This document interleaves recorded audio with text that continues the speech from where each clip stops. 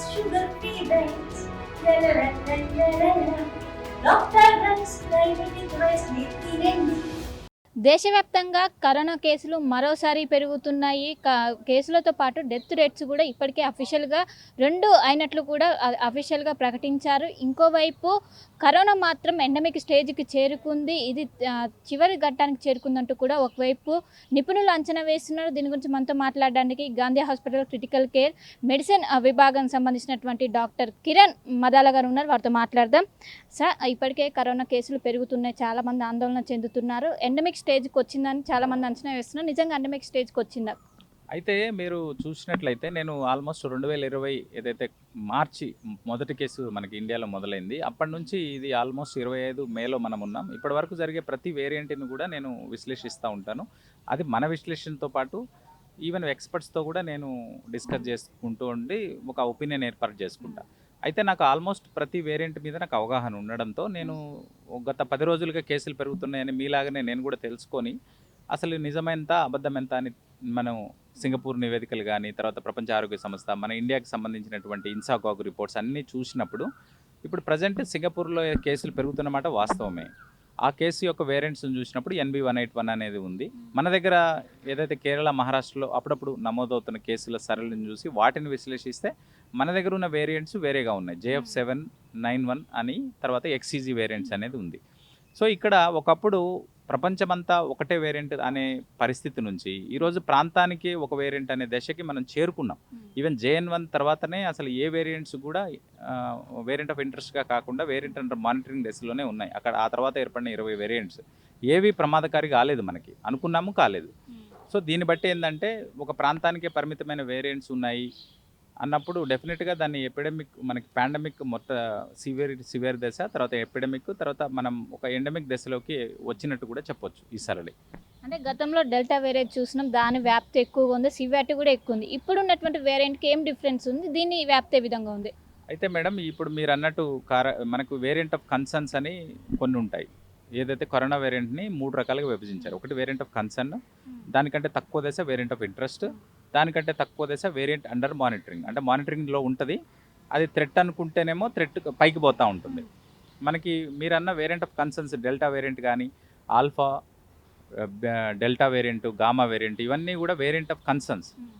పలు దేశాల్లో ఇవి చాలా ప్రాణాలు పోవడానికి కారణమయ్యాయి.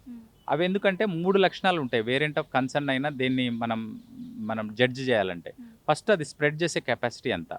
రెండోది, మనం గతంలో మనకు వచ్చిన ఇన్ఫెక్షన్ కానీ, తీసుకున్న వ్యాక్సిన్స్ కానీ ఈ ఇన్ఫెక్షన్ని అడ్డుకునే శక్తి ఎంత. మూడోది, వచ్చినప్పుడు మనకి సీరియస్ ఎంత అవుతుంది.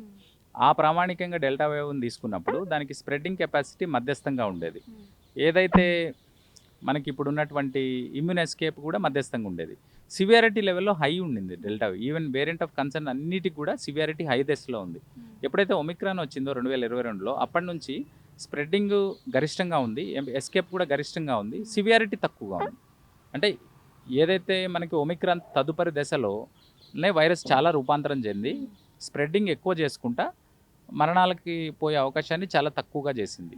సో ఇది ఒక రకంగా ఏంటంటే ఇది ఒక ఎండమిక్ దశకు సంబంధించింది. అంటే ఎండమిక్ దశ అంటే ఎన్ని రోజులు ఉంటుంది, ఎట్లా ఉంటుంది? అది ఎండమిక్ దశ అంటే ఎన్ని రోజులని కాదమ్మా. ఈవెన్ ఇన్ఫ్లుయెంజా వైరస్ అనేది ఒకటి ఉంది, మన దేశంలో ఉంది, ఎప్పటికీ ఉంది, ఎప్పటికీ ఉంటుంది. ఈవెన్ 1916లో మనకి వచ్చిన కేసులు ఇప్పటికీ కూడా ఏదో రూపంలో వస్తూనే ఉంది. కాబట్టి కోవిడ్ కూడా మన నుంచి పూర్తిగా ఏం పోదు. ఎండమిక్ దశకి చేరిందంటే ఒక ప్రాంతానికే పరిమితమై అప్పుడప్పుడు హెచ్చు తగ్గులకి జలుబు, సాధారణ జలుబు వస్తుంది కదండి, ఆ సాధారణ జలుబు అనేది ఎప్పటికీ పోదు. దానికి కారణాలు ఒకప్పుడు 3 ఉండేవి, ఇప్పుడు ఒక 20 చేరాయి. సో ఆ 20కి కారణమైన జాబితాలో COVID-19 చేరింది. అంతే తప్ప ఇవి దానికంటూ ఒక స్వతంత్రమైన ఉనికి కానీ స్వతంత్రమైనటువంటి ఏమీ ఉండదు. ఇంకా ఫ్యూచర్లో ఒకవేళ మళ్ళీ రూపాంతరం చెంది తర్వాత వేరే వేరియంట్స్ ఇంకా అయినప్పుడు అప్పుడు పరిస్థితి వేరు. కానీ ఇప్పుడున్న యాజ్ ఇట్ ఈజ్గా మాత్రం అది శ్వాసకోశ సంబంధిత వైరస్లకి, ఫ్లూకు కారణమైన మరొక వైరస్ జాబితాలో చేరింది అంతే. అంటే గతంలో వచ్చిన వేరియంట్ ఎక్కువగా ఏజ్ పైబడిన వారిని అటాక్ చేస్తారు, కానీ ఇప్పుడు సింగపూర్, హాంకాంగ్లో చిన్నపిల్లలు సైతం కూడా మరణించినట్లు కూడా రిపోర్ట్స్ ఉన్నాయి. ఏం చెప్తుంది దీని గురించి? అంటే సింగపూర్లో నివేదిక నేను కూడా చూశాను. అయితే అందులో చిన్నపిల్లల్లో ఇదేమంత ప్రభావితం లేదు. ఓన్లీ మరణాలు ఉన్నాయి. మరణాలు ఈవెన్ మీరు అనుకున్న జలుబు దగ్గుతో కూడా సాధారణ జలుబుతో కూడా మరణించే వాళ్ళు ఉన్నారు. అదే మీరు పాశ్చాత్య దేశాల్లో యూరోప్ కానీ అమెరికా తీసుకుంటే ప్రతి సంవత్సరం more than 2 to 3 lakh population ఉట్టి జలుబుతోనే చనిపోతున్నారు. మన దగ్గర అది ఉండదు, ఎందుకంటే ఇమ్యూనిటీ బాగా ఉంటుంది మన దగ్గర. అదే కోవిడ్తో కూడా ఆ దేశాల్లో ఎక్కువగా చనిపోతున్నారు, మన దగ్గర చాలా తక్కువ. అంటే సాధారణ జలుబే మరణానికి కారణమైనప్పుడు కోవిడ్ ఎంతో కొంత కారణం అవుతుంది, కానీ అది అంత ప్యానిక్గా ఆలోచించాల్సిన అవసరం లేదు. కనీస జాగ్రత్తలు తీసుకొని మనకి ఎప్పుడైతే ఆక్సిజనేషన్ శాతం తగ్గడమో, ఇంకోటి సివియర్గా అనిపించినప్పుడు రిస్క్ పాపులేషన్ కొంచెం కేర్ఫుల్గా ఉండాలి.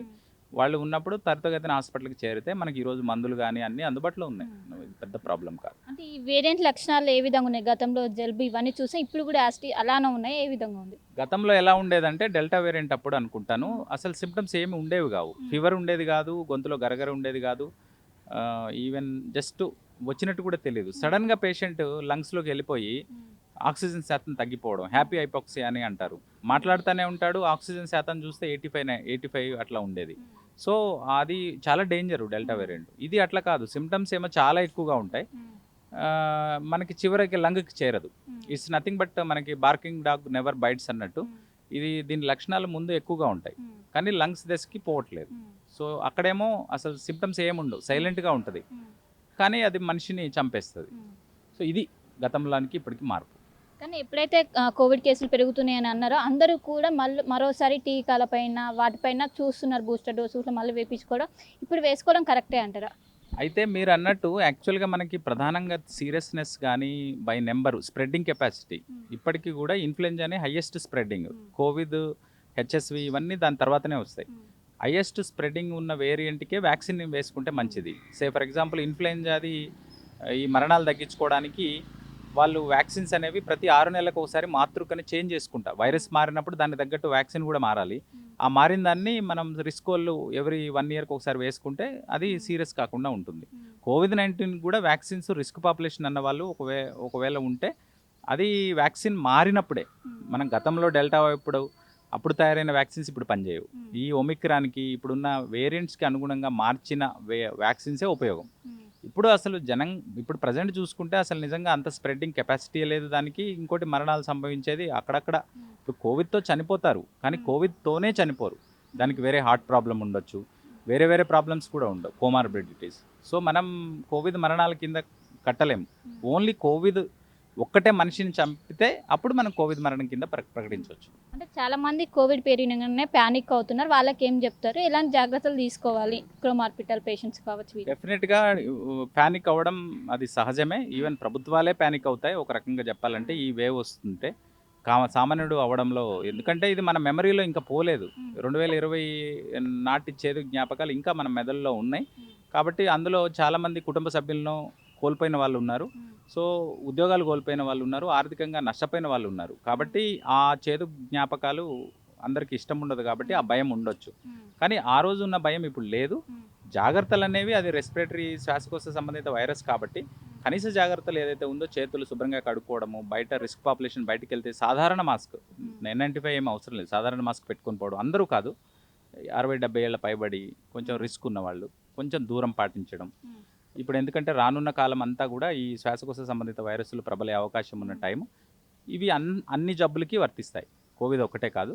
ఈ కనీస జాగ్రత్తలు తీసుకుంటే సరిపోతుంది. దీనికి సపరేట్గా వ్యాక్సిన్ అవసరం అని ప్రపంచ ఆరోగ్య సంస్థ కూడా ఏం చెప్పలేదు. ప్రస్తుతం మన దేశంలో ఎన్ని వేరియంట్లుగా ఉన్నది, రూపాంతరం చెందింది? ఒక్క రాష్ట్రంలో ఉన్న వేరియంట్ ఇంకో రాష్ట్రానికి ఉన్నదా, ఏ విధంగా ఉంది? ఇప్పుడు దేశంలో మనకి 5 రాష్ట్రాల్లో శాంపుల్స్ కలెక్ట్ చేశారు, కానీ దేశమంతా ఒకటే రీతిన మనకి సరళి ఉంది. ఫర్ ఎగ్జాంపుల్ ఇప్పుడు మనకి ఏదైతే నేను చెప్పానో BA2 నుంచి BA2 86.1 నుంచి, తర్వాత JN1 16.1 నుంచి, తర్వాత JF7, ఆ తర్వాత ఇప్పుడున్న XEZ వేరియంట్. ఇదంతా ఇదే సరళి దేశవ్యాప్తంగా ఉంది. ఇంకోటి చెప్పాలంటే ఈ పల్లెటూర్ల కంటే కూడా ఈ సిటీస్ అన్నీ కూడా ఆల్మోస్ట్ మొబిలిటీ బాగానే ఉంటుంది కాబట్టి ఇక్కడంతా ఒకటే సరళి ఉంది. సో వేరియంట్స్ కూడా ఆల్మోస్ట్ 76% వేరియంట్స్ ఈ 2 వర్గాలకే చెంది ఉన్నాయి. కాబట్టి ఇక్కడ ఒక ప్యాటర్న్ అంతా యూనిఫామ్గానే ఉంది ఇండియాలో ప్రజెంట్. అంటే ఎండమిక్ స్టేజ్కి వచ్చామని ఎలా నిర్ధారణకు వస్తాము? అఫీషియల్గా ఎప్పుడు ప్రకటించే అవకాశం ఉంది? అంటే ప్రపంచ ఆరోగ్య సంస్థ కానీ పెద్ద అత్యున్నత సంస్థలు ఏవి కూడా అఫీషియల్గా చెప్పవు, ఎందుకంటే ఇది ఇంకా చాలా టైం పడుతుంది అఫీషియల్గా చెప్పాలంటే. కానీ మనం చూసినట్లయితే మనం చుట్టుపక్కల ఇప్పుడు ఇంతకుముందు మీరు అన్నట్టు ఒమిక్రాన్ వేరియంట్ చివరి ప్రమాదకర వేరియంట్. కానీ ఆ తర్వాత ఇప్పటికి 3 సంవత్సరాలు అవుతుంది. మనం అనుకున్న ప్రతిసారి ఎప్పుడు సింగపూర్, హాంకాంగ్లోనే నమోదవుతాయి. చిన్న దేశము, అంతర్జాతీయ కనెక్టివిటీ ఉంటుంది. అక్కడ ఒక బోర్డర్ నుంచి ఇంకో బోర్డర్ కూడా ఈజీగా వెళ్ళొచ్చు కాబట్టి తరచూ ఇన్ఫెక్షన్స్ ఎక్కువ వస్తాయి. అక్కడ వచ్చిన ప్రతిసారి ఇలాగే మనకి వస్తుందని అనుకుంటాం. ఇది నాకు తెలిసి గుర్తున్న ప్రకారం ఈ 3 ఏళ్లలో 7-8 సార్లు జరిగాయి. ఏదో కొత్త వేరియంట్ వస్తుంది, XBB కానీ, JN1 కానీ, తర్వాత XCC కానీ, ఏవో వేరియంట్స్ వస్తాయి, మన దేశాన్ని ప్రమాదకారి చేస్తాయని ఉంది. కానీ అప్పుడు సరళికి ఇప్పుడు సరళికి తేడా ఏంటంటే, ఒకప్పుడు JN1 ఉన్నప్పుడు అదే JN1 మన దేశం కూడా వచ్చేది. ఒకప్పుడు XBB ఉంటే మన దేశం కూడా XBB వచ్చేది. ఒకప్పుడు XCC ఉంటే మనకు కూడా. కానీ ఈరోజు సింగపూర్లో ఏదైతే ప్రధానంగా కేసులు కారణమైన NB181 అనేది మన దేశంలో నమోదైనా కూడా అది ఎక్కువ కేసుల్లో కనపడట్లేదు.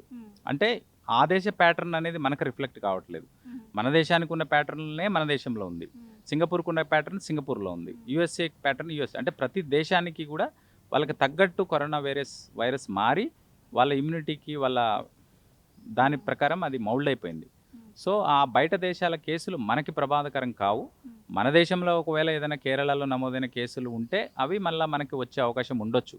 కాబట్టి ప్రజలు ఏంటంటే ఏదన్నా ఒక రాష్ట్రంలో వేరే దేశాల్లో కంటే మన రాష్ట్రంలో ఎక్కడన్నా ఎక్కువగా నమోదయ్యే అవకాశం ఉన్నప్పుడు కొద్దిగా కేర్ఫుల్గా ఉండడం బెటర్. గాంధీ హాస్పిటల్ మొదటి నుంచి నోడల్ కేంద్రంగా ఉంది, ఇప్పుడు ఏ విధంగా సిద్ధంగా ఉంది? గాంధీ హాస్పిటల్ నోడల్ సెంటర్గా ఉన్నది. ఈవెన్ ప్రభుత్వం DME గారి నుంచి కూడా మనకి సందేశాలు ఒక 50 బెడ్స్ గాంధీలో పెట్టుకోమని చెప్పారు. ఆల్మోస్ట్ మన వాళ్ళు కూడా దానికి సంబంధించిన ఏర్పాట్లు చేశారు, కమిటీ కూడా పెట్టుకున్నారు. మనం సర్వం సిద్ధంగా ఉంది. ఈవెన్ గాంధీ అనే కాకుండా మీరు తెలంగాణ రాష్ట్రాన్ని ఒక యూనిట్గా తీసుకున్నట్లయితే ఇప్పుడు 20,000 పైచీలకు బెడ్లు మనకి ఆక్సిజన్ బెడ్లు అందుబాటులో ఉన్నాయి. అంటే నార్మల్ బెడ్కి కూడా ఆక్సిజన్ మాస్క్ పెట్టుకునే కెపాసిటీకి రీచ్ అయ్యాం మనం. ఇంకోటి కొన్ని హాస్పిటల్స్లో ఆక్సిజన్ స్వయం సమృద్ధి కూడా సాధించాం. నిజామాబాద్, మహబూబ్నగర్, మనకు అవసరమైన 100% ఆక్సిజన్లో 50% మనమే ప్రొడ్యూస్ చేసుకుంటున్నాం. సో ఆక్సిజన్ కొరత కూడా ఉండే అవకాశం లేదు. అంత పరిస్థితి వస్తే ఇదే కాదు, ఏదొచ్చినా ఆక్సిజన్ స్వయం సమృద్ధి సాధించాం, ఆక్సిజన్ బెడ్లలో నెంబర్ని పెంచుకోగలిగాం. సో ఇట్లాంటి పెద్ద పెద్ద హాస్పిటల్ కూడా సీరియస్ అయితే డీల్ చేసే అంత వెంటిలేటర్ ఎక్విప్మెంట్ కానీ అవన్నీ కూడా ఉన్నాయి. ఒకప్పుడు మెడిసిన్సే లేవు, ఈరోజు మనకి మెడిసిన్స్ కానీ అవగాహన కానీ డాక్టర్స్కి పేషెంట్స్కి అవగాహన కూడా బాగానే ఉంది.